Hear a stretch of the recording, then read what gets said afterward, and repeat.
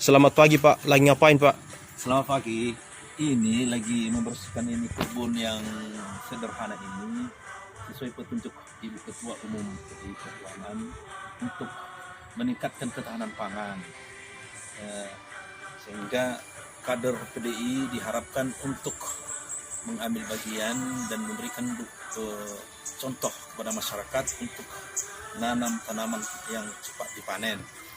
Yang saya hormati Ibu Ketua Umum, DPP, DPD, DPC, saya sebagai kader PDI Perjuangan dan Wakil Bupati Nias, saya menindaklanjuti petunjuk Ibu, yaitu untuk menanam tanaman palawija di lahan di belakang rumah saya.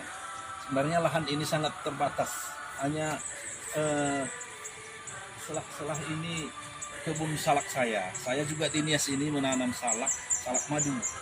Yang mudah-mudahan jadi, sudah kurang lebih 1 hektar. Tapi ini lahan ini digunakan seefisien mungkin. Saya menanam cabai, semangka, ini udah mulai berbuah. Ini umur tanaman ini kurang lebih 1 bulan. Jadi ini juga tanaman ini semua memakai pupuk organik, kecuali obat hamanya, anti hamanya, yaitu pestisida. Semua ini tanaman ini memakai pupuk organik dan sudah kita siapkan pupuk organik itu. Nanti program berikutnya kita pakai pot karena lahan kita terbatas.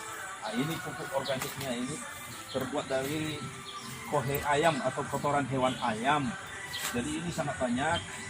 Nanti kita lanjutnya lagi taruh di pot sehingga tanaman itu nanti gampang memelihara, dan kita juga pakai sebahagian untuk salak kita ini pupuknya. Jadi itulah yang sudah kami lakukan. Semoga hal ini menjadi motivasi bagi kader dan masyarakat. Masyarakat juga banyak yang datang sini atau PNS. Pak Wabub saja bertahan di kita, kenapa gitu loh.